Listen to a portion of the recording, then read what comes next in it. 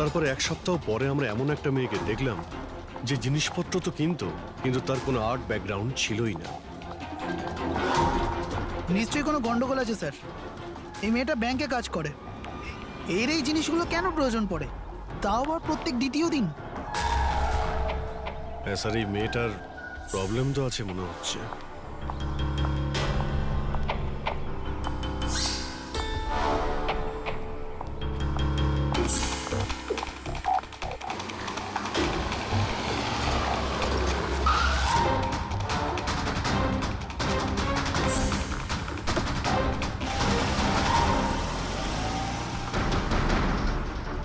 এই মেয়েটার একটু গন্ডগোল আছে, ওর পিছু নাও, দেখো কোথায় যাচ্ছে।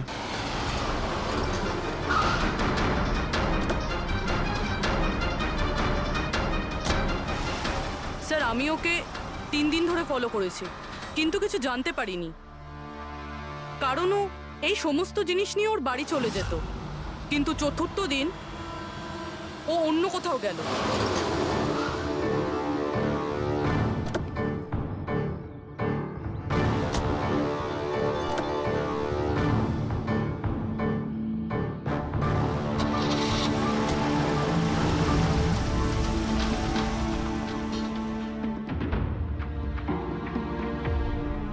নিখিল, নিখিল, নিখিল, নিখিলও না, এখনো লাঞ্চটাও নেই। এত কি কাজে ব্যস্ত থাকো যে খাওয়ার টাইম থাকে না?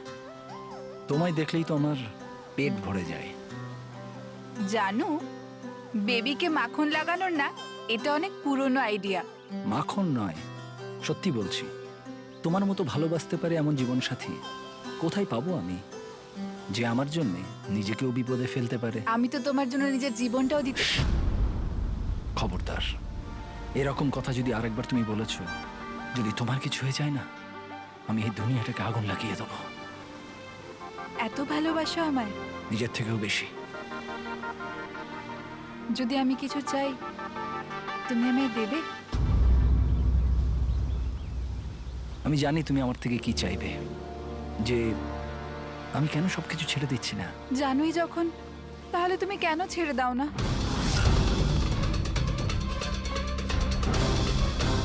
শীতল, মানুষের জীবনে দুটো নেশা হয়, আমার ভালোবাসার নেশা তুমি পূরণ করো, আর আমার দ্বিতীয় নেশা শিল্পীর, যেটা আমার কাজটাকে পূর্ণ করে। এই দুটোর মধ্যে একটাও যদি আমার থেকে দূরে যায় না, তাহলে আমি অসম্পূর্ণ থেকে যাব। আর আমি চাই যে ইতিহাস আমায় সব থেকে ভালো স্বামী আর সব থেকে ভালো আর্ট চোর হিসেবে মনে ব্যাস রাখে। নিখিল, অনেক ইতিহাস লিখেছ, বাকি জীবনটা জেলেই কাটিও।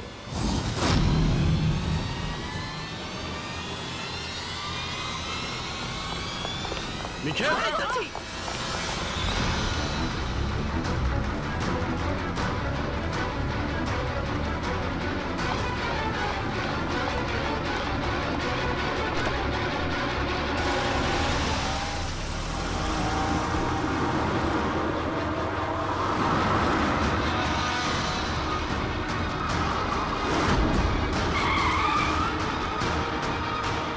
প্লিজ আমার কথা শোনো, জেদ করো না, নিজেকে আইনের হাতে তুলে দাও প্লিজ। না, আমি করব না।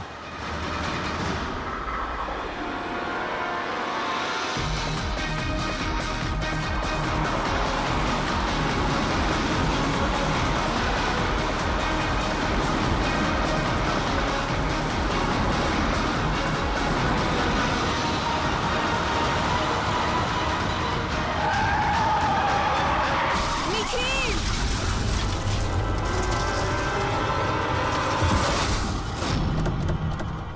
শীতল, নিখিল দাঁড়া, দাঁড়া, শীতল, শীতল, চোখ খোলো, শীতল।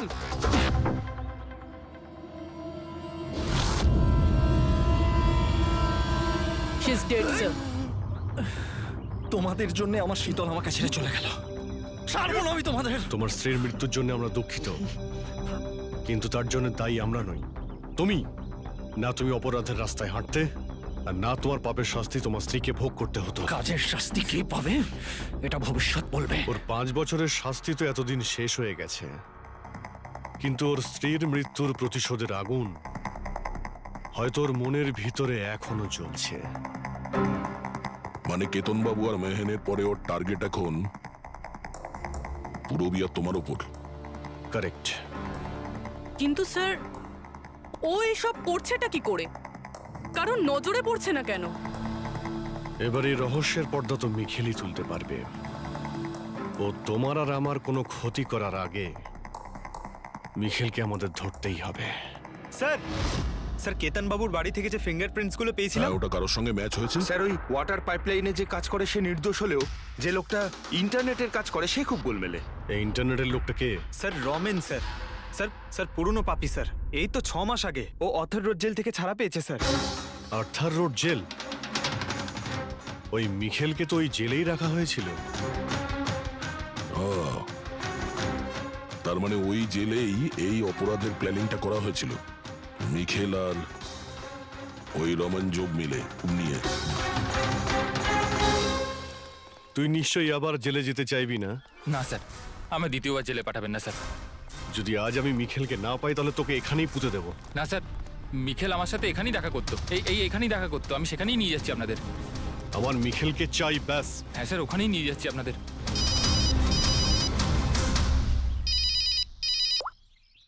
হ্যাঁ শান্তি। কি? বাবা শরীর খারাপ করছে? কিন্তু এরকম হঠাৎ? আমি তো কেসের ইনভেস্টিগেশন করতে এসেছি। কি হয়েছে?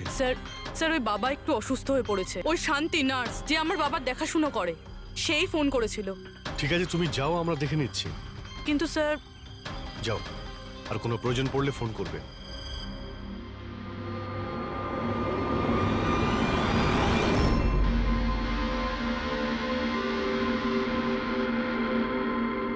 কি হলো স্যার?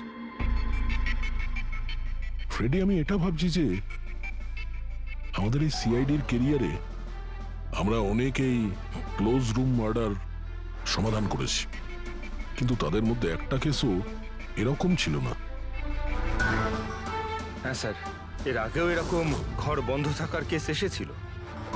কোথাও না কোথাও তো গোপন রাস্তা খুঁজে পাওয়াই যেত খুনির আসার এবং যাওয়ার জন্য। হ্যাঁ, হয়তো রুমের মধ্যে কোনো গুপ্ত পথ থাকে, না হলে রুমের মধ্যে কোনো রাস্তা বানানো হয় খুন করার জন্য। কিন্তু এখানে না তো কোনো গুপ্ত রাস্তা আছে, না রুমের মধ্যে কোনো গন্ডগোল করা হয়েছে, না। আর এই খুনি এমন যাকে দেখাই যাচ্ছে না। স্যার, আমার তো ভেবেই কিরকম মাথাটা ঘোরা শুরু হয়ে গেছে। খুনিকে দেখা যাচ্ছে না কেন? অনেক বছর আগে আমি একটা সিনেমা দেখেছিলাম যেখানে হিরো একটা গ্যাজেট লাগিয়ে অদৃশ্য হয়ে যেত, কিন্তু ওটা তো সিনেমা ছিল না স্যার। হ্যাঁ, ওটা তো সিনেমা ছিল, কিন্তু এটা তো বাস্তব জীবন। স্যার, কি ভাবছেন আপনি?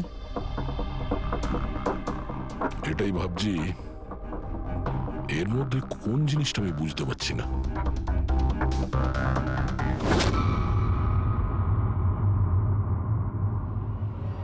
ও মাই গড, তার মানে এই ব্যাপার।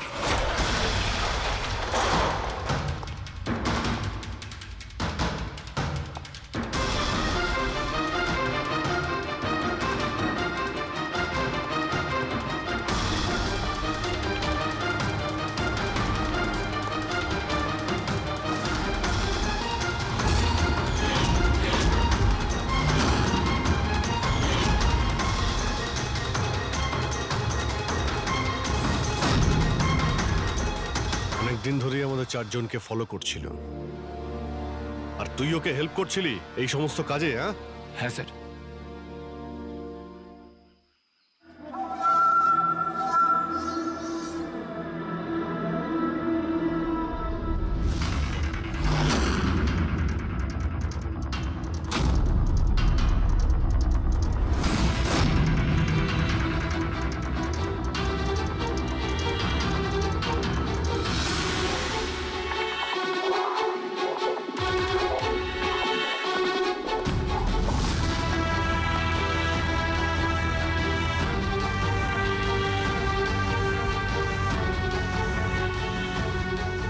কিন্তু এই ওয়ালপেপার, ফার্নিচার এসবের ছবি কেন নিয়েছিলি? হ্যাঁ, ও মিখেল যেমন যেমন বলেছিল আমি সেরকমই ছবি নিয়েছিলাম স্যার। ব্যাস, আমি শুধু জানতাম না এই ছবিগুলো নিয়েও কি করবে স্যার।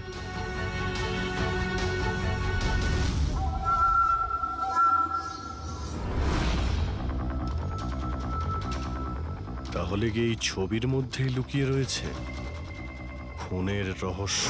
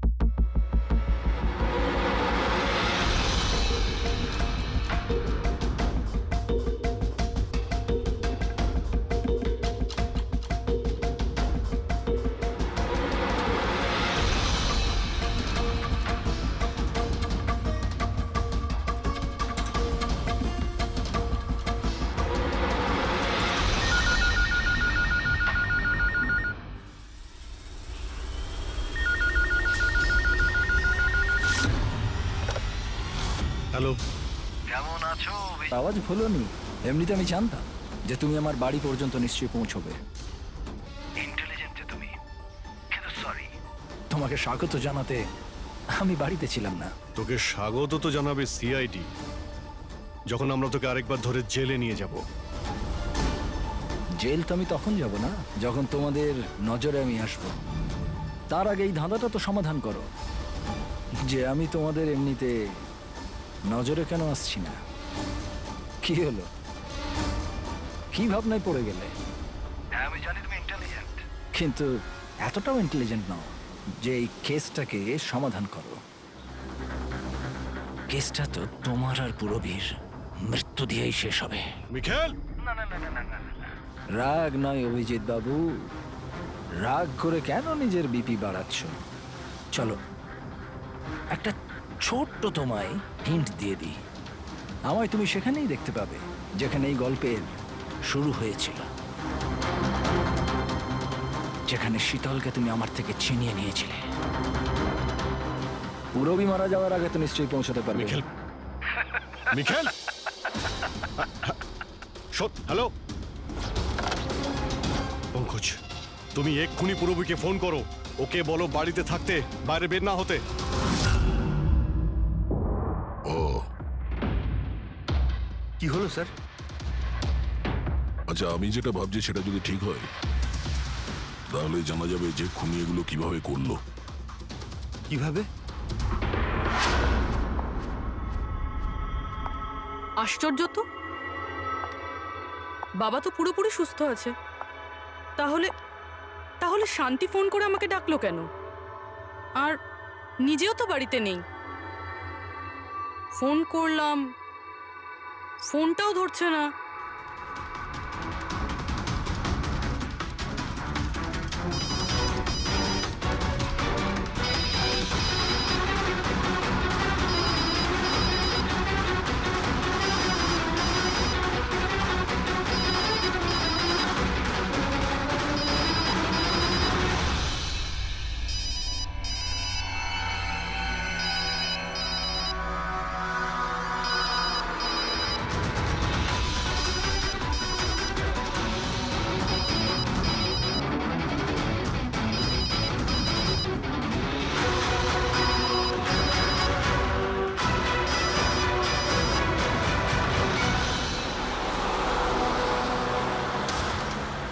স্যার, এই পুরবী তো ফোনই তুলছে না। কি, ফোন তুলছে না? কোনো প্রবলেম নেই তো? স্যার, মিখেল ওর কাছে পৌঁছে যায়নি তো? হতে পারে ওই যে ফোনটা এসেছিল ওর বাড়ি থেকে ওর বাবার শরীর খারাপের ব্যাপারে, হতে পারে ফোনটা মিখেলই করেছিল। স্যার, পুরবীর কিছু হবে না তো? আশা করছি আমরা সময় মতো পৌঁছে যাব। যদি পুরবীর কিছু হয় তাহলে না,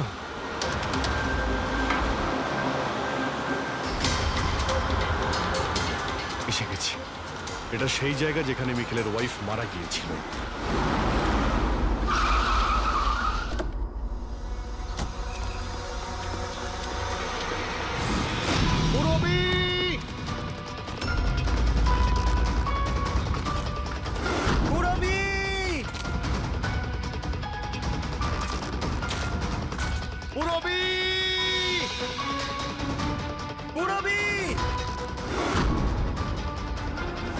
দিকটা দেখো।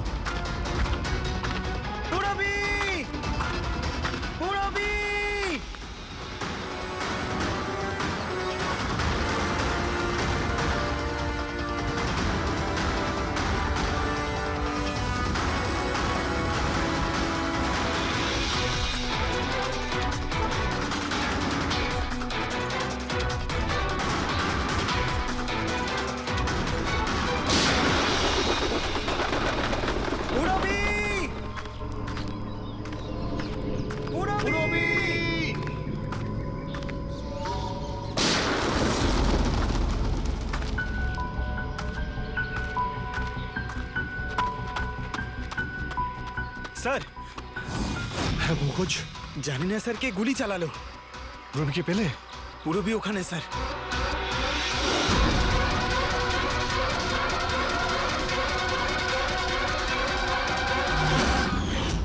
ও নো! পঙ্কজ, অ্যালার্ট থাকবে। আমাকে কভার করো, আমি যাচ্ছি পুরবীর কাছে।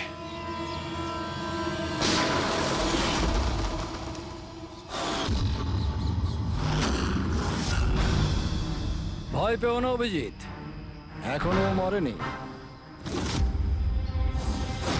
কিন্তু যদি ওর কাছে যাওয়ার চেষ্টা করো তাহলে আমার আঙুল ট্রিগারের ওপর আছে, আর গুলিটা তো তোমার থেকে তাড়াতাড়ি পৌঁছবে।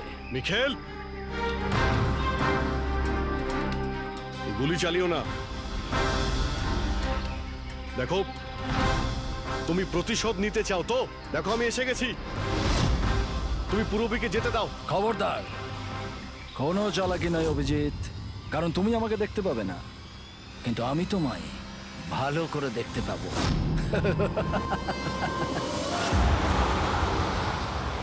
অভিজিৎ, আমার কথা মন দিয়ে শোনো, তুমি একদম রিয়াক্ট করবে না। তুমি এই মিখেলকে দেখতে পাবে না। তুমি আর কেতনবাবু, ওকে কেতনবাবু স্টাডি রুমে দেখতে পাওনি। মাহান ওকে আর্ট ওয়্যার হাউসে দেখতে পাইনি। পুরবী নিজে ওকে ওর ঘরে দেখতে পাইনি। কেন? কারণ ওকে দেখা সম্ভব নয়। ও যেখানে যেখানে অন্যায় করে সেখানকার কোণে কোণে ও লুকিয়ে পড়ে। ওই রুমে, ওই ডেকোরেশনে ও এমন ভাবে লুকিয়ে পড়ে কেউ বলতেই পারবে না যে ও আর্ট পিস না একজন মানুষ। কেতনবাবুর রুমে ও ও ওয়ালপেপার হয়ে গেছিল, ওয়ালপেপার।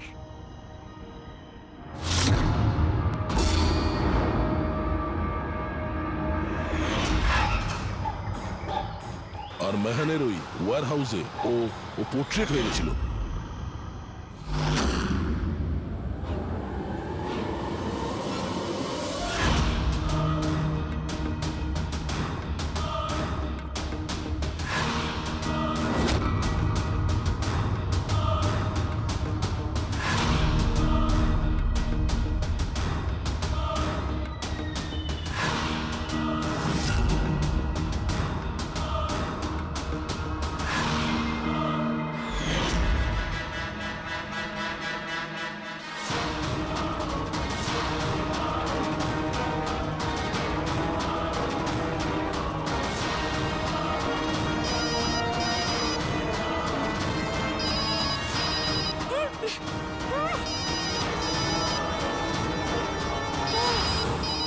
এটা আমি তখনই বুঝতে পারলাম যখন ওয়্যার হাউসের ক্রাইম সিনের ফটোগুলো আমি দেখলাম। তখনই আমার নজর ওই পোর্ট্রেটের আঙুলের উপর গেছিল।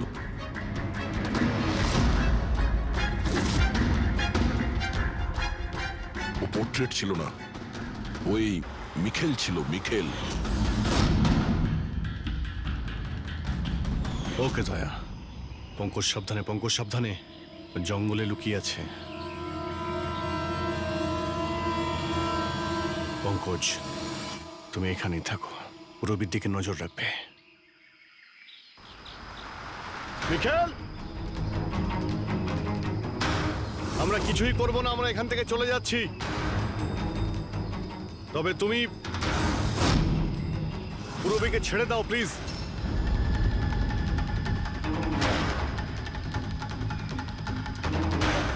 দেখো, এসব করে আর কোনো লাভ নেই। আমি এখানে এসে গেছি, তুমি তুমি বলো কোথায় যেতে হবে, আমি চলে যাচ্ছি। বাস, আগে এগোবে না অভিজিৎ, আমার সাথে গেম খেলা বন্ধ করো। ঠিক আছে ঠিক আছে, গুলি চালিয়ে কোনো লাভ নেই, আমরা এখান থেকে চলে যাচ্ছি। কিন্তু তুমি তুমি কি চাও মিখেল?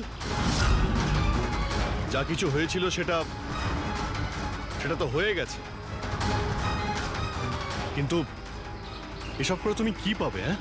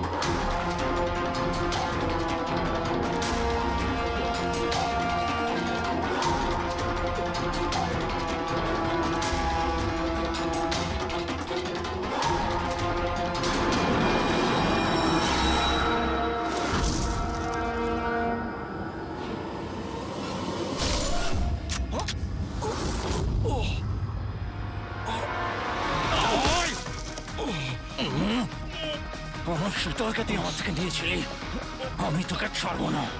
আয়, আমার শীতলকে দূরে করেছিলি।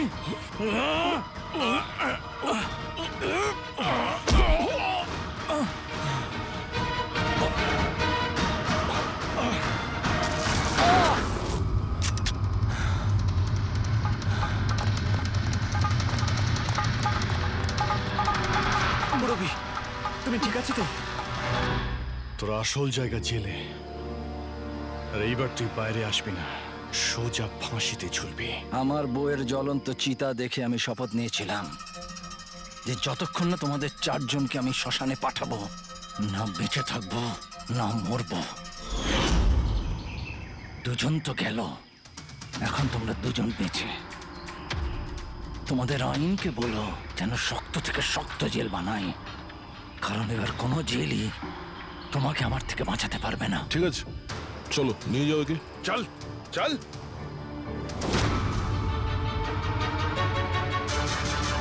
আসবো, ফেরত আসবো।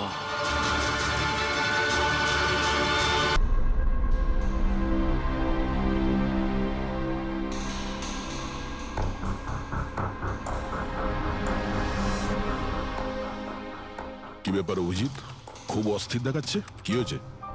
আরে ভাই, ওই একটা ভিডিও কল আসবে, তার জন্যই ওয়েট করছি। Video call? এর আগে তোমাকে কখনো ভিডিও কলে কথা বলতে দেখিনি। কোনো বিশেষ ব্যাপার কি? আরে ভাই, তুমিও না প্রত্যেকবারই। আরে তেমন কিছু নয়। আরে আমাদের কেতনবাবু ছিলেন না, ওই ক্রাইম ব্রাঞ্চের। হ্যাঁ হ্যাঁ, কেতনবাবু, মনে পড়েছে। আরে উনি বললেন যে 12:30টার সময় আমার সঙ্গে ভিডিও চ্যাট করতে চান, আমায় সারপ্রাইজ দেবেন, সেই জন্যই ওয়েট করছি। ও,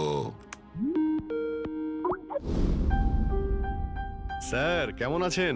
কেতন স্যার, আরে আপনাকে তো একদম ফিট মনে হচ্ছে। আরে কেন পেছনে লাগছো বাবা? জানো, রিটায়ারমেন্টের পরে বডিটা একটু বেড়ে গেছে। একটু এক্সারসাইজ করতে হবে। আরে না না স্যার, সত্যি বলছি, আপনাকে খুব স্মার্ট লাগছে। হ্যাঁ, আচ্ছা এটা বলো, তুমি তোমার বিয়ের কার্ড কবে পাঠাচ্ছ? আহ, আরে স্যার আপনিও না, দেখুন স্যার, আপনি সিনিয়র, আপনি আগে করবেন, তারপরে আমি করব। আমি লাইন ভেঙে আগে কি করে যাব স্যার? হ্যাঁ, আরে ভাই, নতুন বাড়ি কিনেছি, ব্যাস ওরে বাড়ির মাল কিনে চলে আসবে। না হলে এই বয়সে আর কে মেয়ে দেবে বলো? আরে স্যার, আশা নিয়েই আমরা সবাই বেঁচে আছি। কোথায় বাড়ি কিনেছেন আপনি? ফার্ম হাউস নিয়েছি ওয়াসিতে। হ্যাঁ, চলে এসো রোববার, একসাথে লাঞ্চ করব। অবশ্যই স্যার, অবশ্যই যাব। এখন তোমাকে আমি এই ঘরটা দেখাচ্ছি, দেখো ঘরটা কেমন দেখতে। এই যে দেখো,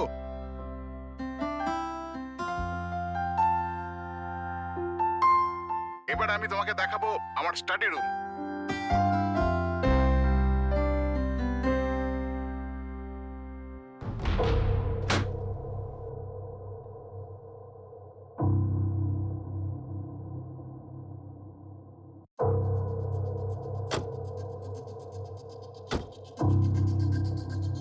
অভিজিৎ এবার দেখো, দেখাচ্ছি তোমাকে দারুণ জিনিস, ফার্স্ট ক্লাস।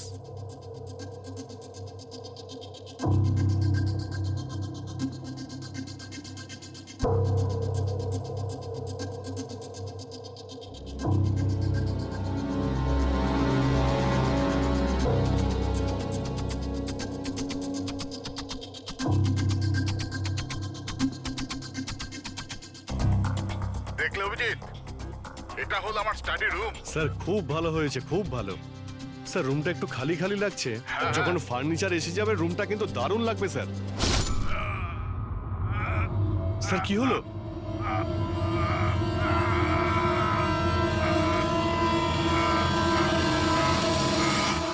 ও নো স্যার, কি আরে হয়েছে? ভাই স্যারকে কেউ ছুরি মেরে দিয়েছে। ছুরি মেরে দিয়েছে? কোথায়? কে মেরেছে ছুরি? বুঝতে পারছি না। কিন্তু তুমি তো ভিডিও চ্যাট করছিলে ওর সাথে না? হ্যাক করছিলাম, কিন্তু হঠাৎ করে এই ছুরি কোথা থেকে এলো আর কিভাবে ওনার লাগলো কিছুই বুঝতে পারলাম না। কি?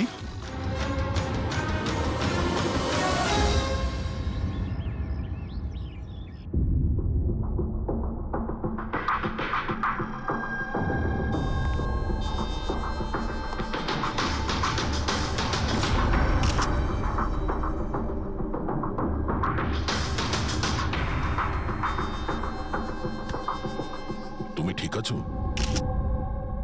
হ্যাঁ ভাই, বুঝতে পারছি না এসব কি করে হয়ে গেল। স্যার স্যার কেতন স্যার তো 100 জনেরও বেশি আসামিকে জেলে পৌঁছেছেন। হতে পারে ওদের মধ্যেই কোনো একজন আসামি এই সব করেছে। হ্যাঁ কিন্তু কিভাবে, কখন? কেতন স্যার আমার সঙ্গে কথা বলছিলেন, এইখানে বসেছিলেন, ওনার পিছনে কেউ ছিল না। তাহলে হঠাৎই ছুরিটা কে মারলো আর কিভাবে মারলো? তুমি একদম শিওর যে ঘরের মধ্যে আগে থেকে কেউ ঢুকে বসেছিল না? আরে না ভাই, কেতন স্যার ভিডিও চ্যাটে উনি পুরো রুমটা দেখাচ্ছিলেন, আমরা কথা বলছিলাম। আর রুমটা দেখো, এখানে কোনো জায়গাই নেই, সব কিছু তো খোলা, কেউ কোথায় কিভাবে লুকোতে পারে? তুমি বলেছো যে তোমার সামনেই কেতনবাবু দরজা খুলে ভেতরে এসেছেন। হ্যাঁ, উনি এই দরজাটা খুললেন, ভিতরে ঢুকলেন, আর উনি দরজাটা বন্ধও করেছিলেন। তাহলে তো পরিষ্কার ব্যাপার, খুনি এই ঘরের মধ্যে আগে থেকেই ছিল, পরে আসেনি। আর সেটাই তো ভাই আমি দেখতে পেলাম না কেন। আরে আমার কথা ছাড়ো, ইনি কেন দেখতে পেলেন না? স্যার এই রুমটাতে আসার আর কোনো রাস্তা নেই, এই দরজাটা ছাড়া। জানলা টানলা কিছুই নেই। পুরবি, এই রুমটা আবার ভালো করে চেক করো, কোনো না কোনো গুপ্তগত হতেই হবে এই রুমের। স্যার স্যার আমি 3 বার চেক করেছি, প্রত্যেকটা জায়গা, প্রত্যেকটা কোণা, সবকিছুই। সত্যি এই রুমে আসার আর কোনো রাস্তা নেই। কোনো না কোনো গুপ্ত রাস্তা তো হবেই এই রুমের। কিছু গন্ডগোল আছে এখানে, না হলে এটা সম্ভব নয় যে অভিজিৎ ওই খুনিকে দেখতে পায়নি। এই কেতনবাবু এখানে একাই থাকতেন না? হ্যাঁ একাই থাকতেন, এখানে কেয়ারটেকার থাকতো। তাহলে এটা জানতে হবে যে কে কে ওনার সঙ্গে দেখা করতে আসতো, আর কে কে জানতো কেতনবাবুর এই নতুন বাড়ির ব্যাপারে। ইয়া পঙ্কজ, স্যার। এই কেয়ারটেকারকে ডেকেছো তুমি? হ্যাঁ স্যার, কথা হয়েছে, আসছে। ফ্রেডি, প্রত্যেকটা ফিঙ্গারপ্রিন্ট নেবে, একটা যেন বাদ না যায়। হ্যাঁ স্যার, প্রতিটা কোণের ফিঙ্গারপ্রিন্টস তুলে আনবো স্যার। স্যার আমি তো দুদিনের ছুটিতে গেছিলাম, আমি কি করে জানবো যে এরকম এত বড় একটা ঘটনা ঘটে যাবে? তুমি ছাড়া এখানে আর কে কে আসতো? কেতন স্যার আর কার্পেন্টার। কতজন কার্পেন্টার ছিল? 3টে। আর কতদিন ধরে কাজ করছিল? প্রায় 1 মাস ধরে। 1 মাস ধরে? তার মানে ঘরের কোনা কোনা ওরা জানতো। এই কার্পেন্টার কেতনবাবু কোথা থেকে এনেছিলেন? ওনার পরিচিত ছিল নাকি কেউ পাঠিয়েছিল? না স্যার, ওরা কেতন স্যারের জানাশোনা লোক ছিল, কারণ ওরা কেতন স্যারের আগের বাড়িতেও কার্পেন্টারের কাজ করেছে। তুমি শিওর যে আর কেউ আসেনি? না স্যার। হ্যাঁ মনে পড়েছে স্যার, 2 জন অচেনা লোক এসেছিল। একজন কোনো এক ইন্টারনেট কোম্পানি থেকে এসেছিল, আর দ্বিতীয়জন ওয়াটার পাইপলাইন চেক করতে এসেছিল। ওরা পুরো বাড়ি ঘুরে দেখেছিল। স্যার এর জন্য আমাকে বকেছিলেন, কেন বকেছিলেন? কেননা আমি ওদের ভেতরে আসতে দিয়েছিলাম। স্যারের ওই দুজনের প্রথম থেকে আসার কোনো খবর ছিল না। আর স্যার ইন্টারনেট কানেকশনের জন্য কাউকে কিছুই বলেনি। আর এটা কবেকার ঘটনা? এটাই 2-3 সপ্তাহ আগের কথা। ও, মনে হচ্ছে এই দুজনেই কোনো গন্ডগোল করেছে। আচ্ছা, 5 বছর আগে তোমরা যখন এই কেসটা সলভ করেছিলে তখন কেতনবাবু ছাড়া এই টিমে আর কে কে ছিল? আমি পুরবী, কেতন স্যার আর মহেন।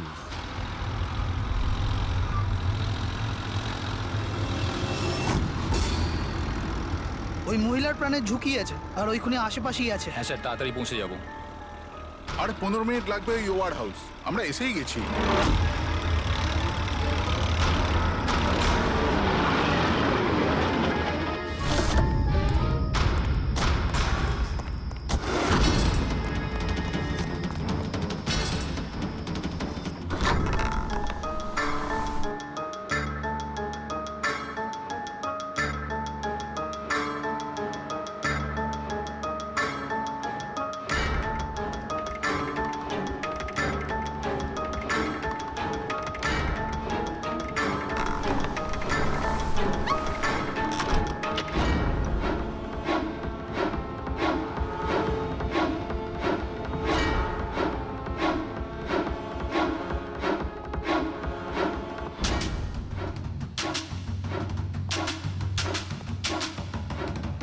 স্যার, এখানে তো কোনো মহিলাকে দেখতে পাচ্ছি না, আর ওই অপরাধীও নেই।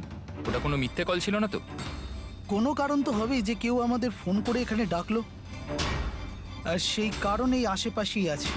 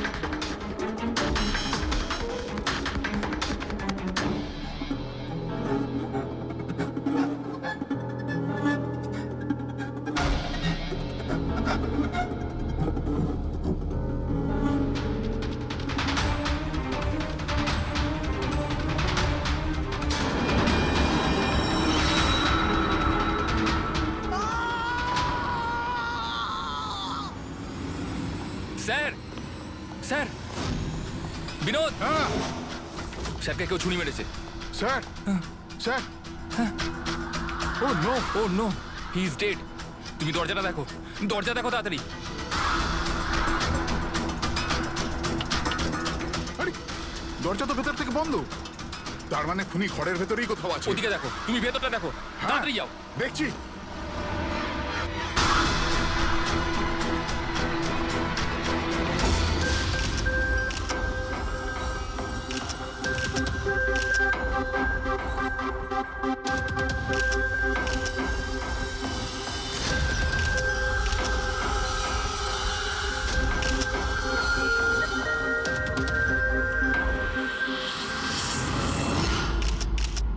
তাহলে এখানে কেউ ছিল না? হ্যাঁ স্যার, সত্যি বলছি, এখানে মেহেন স্যার আর আমাদের ছাড়া আর কেউ ছিল না।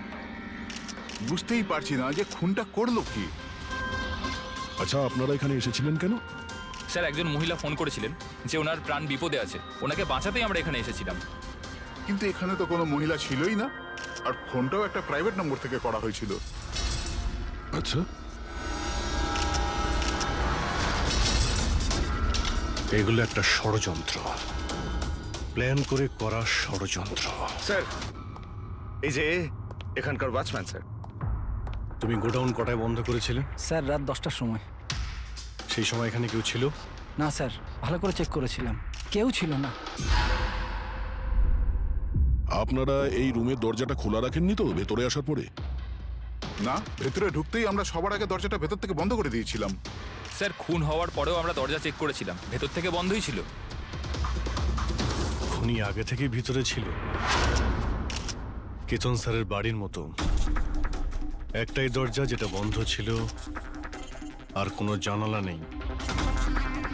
তাহলে খুনি গেল কোথায়? স্যার আবারও একজন এমন অফিসারের খুন হয়েছে যাকে আমরা চিনি। আমার মনে হচ্ছে খুনিকে আমি চিনি।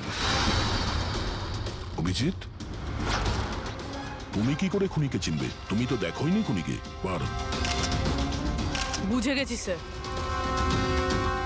আপনি কার দিকে ইঙ্গিত করছেন।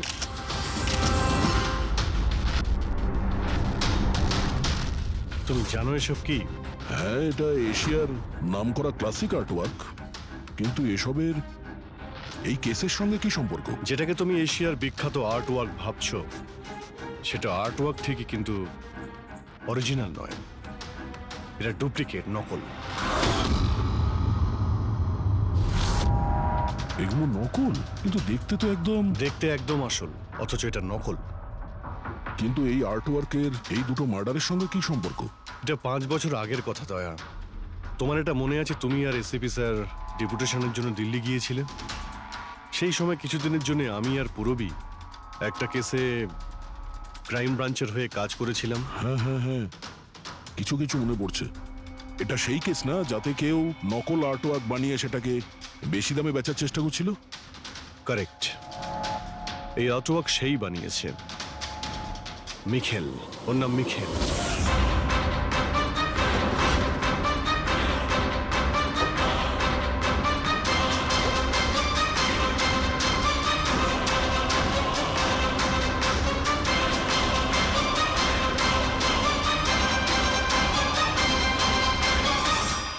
এমনটা নয় যে ওর প্রতিভা বাকি শিল্পীদের থেকে অনেক কম ছিল, তবে সত্যি কথা বলতে ও ওদের থেকে অনেক বেশি ট্যালেন্টেড ছিল। আর সেই জন্যই হয়তো ও একদিন ভেবেছিল যে অরিজিনাল পেন্টিং তো সবাই বানাতে পারে, কিন্তু অরিজিনালের মতো সেম কপি বানানো সবার পক্ষে সম্ভব নয়। আর এই কাজে এত টাকা ছিল যে ওর আসল পেন্টিং বানানোর কোনোদিনও প্রয়োজনই হয়নি।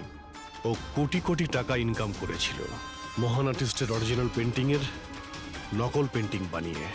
আর ওর কাজ এতটাই ভালো ছিল যে কেউ বলতে পারতো না যে পেন্টিংটা আসল না নকল। অনেকবার তো 30-40 বছরের আগের ক্যানভাসের পেন্টিং করেছে ও, অথচ সেটা কারো পক্ষে ধরাই সম্ভব ছিল না।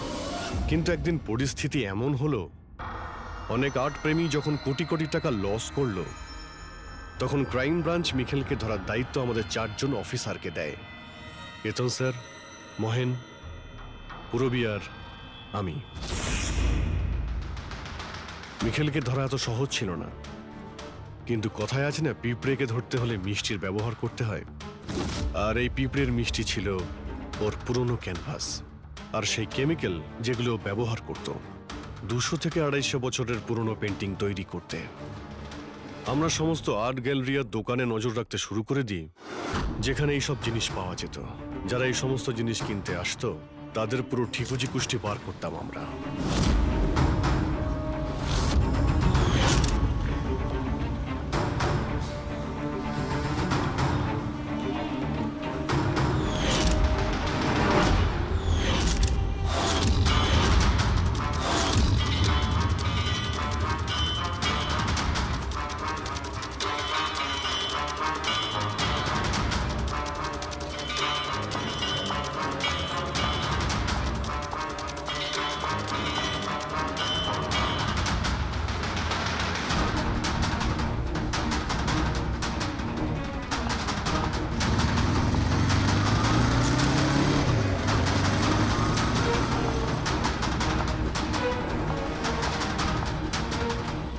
এই যতগুলো ছবি পাঠাচ্ছি প্রত্যেকের ডিটেলস আমার লাগবে।